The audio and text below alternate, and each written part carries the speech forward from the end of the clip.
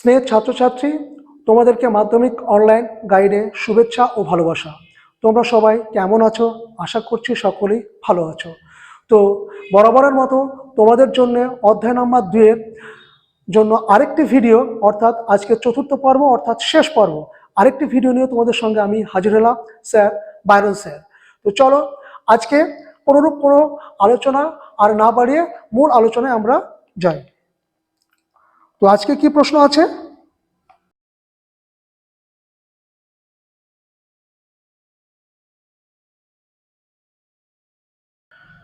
Fort William college কে কবে প্রতিষ্ঠা করেন?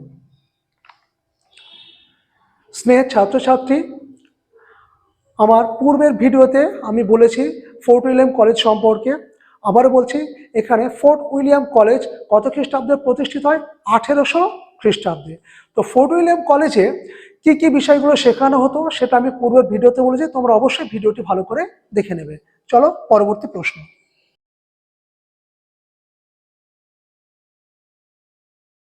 চুইয়ে পড়া নীতি কি?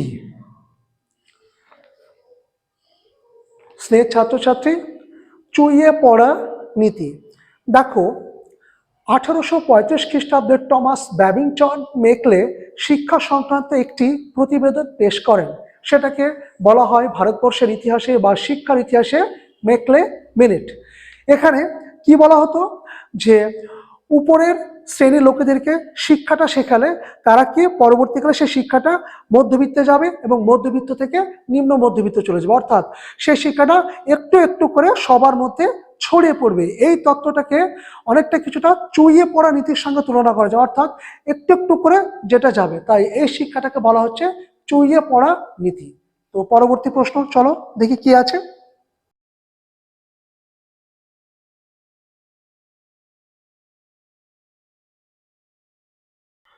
1813 খ্রিস্টাব্দে সনদ আইনের দুটি গুরুত্ব লেখো।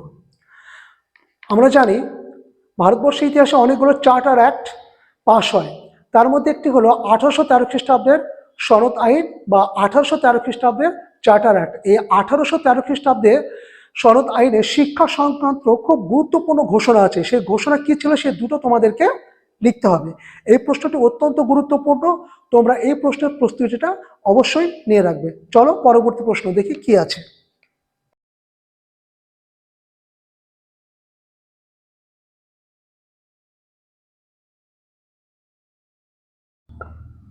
কি আছে?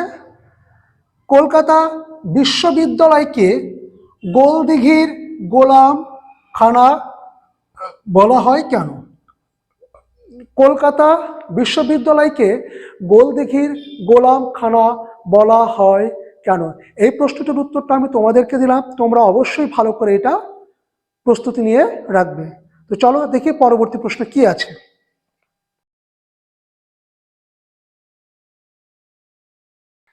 সতীদাহ প্রথা কি? সতীদাহ প্রথা কি? স্নেহের ছাত্রছাত্রী, তোমরা এ সম্পর্কে অবশ্যই অবগত আছো যে আগেকার দিনে একজন বৃদ্ধ মানুষ মারা গেলে তার স্ত্রীকে তার জ্বলন্ত চিতায় সহমরণ হতে হতো। তখনকার দিনে অনেকেই ইচ্ছাকৃত সহমরণ হতো, আবার অনেকেই অনিচ্ছাকৃত সহমরণ হতো। বাংলায় এই প্রথাটা ছিল অত্যন্তভাবে প্রচলিত। এই বর্বর প্রথাকে নস্যাৎ করার জন্য 1829 খ্রিস্টাব্দে লর্ড উইলিয়াম বেন্টিং, রাজা রামমোহন রায় এনাদের সহায়তায় এই সতীদাহ প্রথা নিবারণটা হয়ে যায়। অর্থাৎ তোমরা দেখতে পাচ্ছ যে সতীদাহ প্রথা কতটুকু নোংরা এবং বর্বর ছিল। চলো দেখি পরবর্তী প্রশ্ন কি আছে।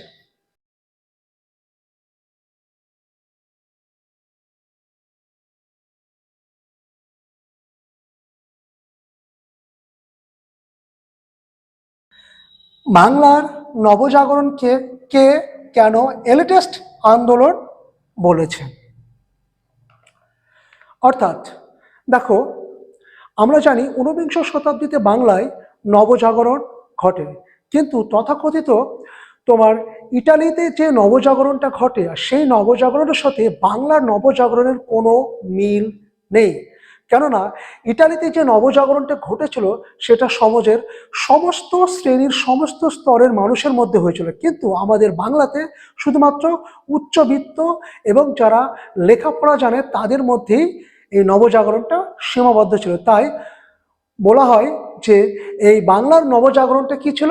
এলিটিস্ট আন্দোলন। চলো দেখি পরবর্তী প্রশ্ন কি আছে।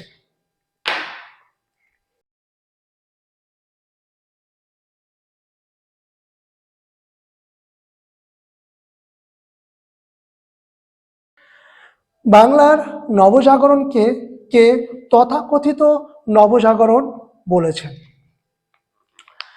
বাংলার নবজাগরণ কি আদৌ নবজাগরণ ছিল, না এটি এক ধরনের অধিকথন?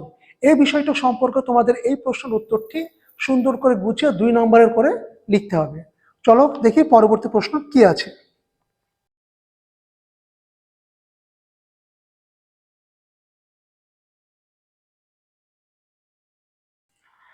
বাংলার নবজাগরণ নামকরণ কতটা সার্থকতা লেখো। ঊনবিংশ শতাব্দীতে বাংলায় যে নতুনকে জানার যে একটা ইচ্ছা যেটা প্রকাশিত হয়েছিল, সেটা কি আদৌ কি নবজাগরণ ছিল, বা তাকে নবজাগরণ বলা যায় কি? এই বিষয়টা সম্পর্কে তোমাদের বা এই বিষয়টি তোমাদেরকে এই প্রশ্ন উত্তরে লিখতে হবে। তো স্নেহের ছাত্রছাত্রীরা, তোমাদের অধ্যায় নাম্বার 2-এর বা অধ্যায় নাম্বার 2-এর 2 নম্বরের প্রশ্নগুলি দেওয়া আজকে সম্পূর্ণ হলো। তো যতগুলো প্রশ্ন তোমাদেরকে দিলাম তোমরা নিশ্চিত থাকতে পারো 2 নাম্বার কোশ্চেন দ্বিতীয় অধ্যায় থেকে এর বাইরে একটিও প্রশ্ন হবে না। আমি আবারও বলছি, দ্বিতীয় অধ্যায়ের 2 নাম্বারের যে প্রশ্নগুলো আমি আলোচনা করলাম আমার মোট 4টে ভিডিওতে, সেই 4টে ভিডিও তোমরা ভালো করে দেখবে, এর বাইরে একটিও প্রশ্ন হবে না। তো স্নেহ ছাত্রছাত্রী, তোমাদেরকে আবারও বলছি, যদি আমার ভিডিওটা ভালো লেগে থাকে তাহলে অবশ্যই তোমরা তোমাদের বন্ধুদেরকে শেয়ার করবে, আর তোমরা চ্যানেলটিকে অবশ্যই সাবস্ক্রাইব করো যেন তোমরা পরবর্তী ভিডিওগুলো নোটিফিকেশন তোমরা তাড়াতাড়ি পেয়ে যাও। তো দেখা হচ্ছে তোমাদের সাথে পরবর্তী ভিডিওতে। ততক্ষণ তোমরা ভালো থেকো, সুস্থ থেকো। ধন্যবাদ।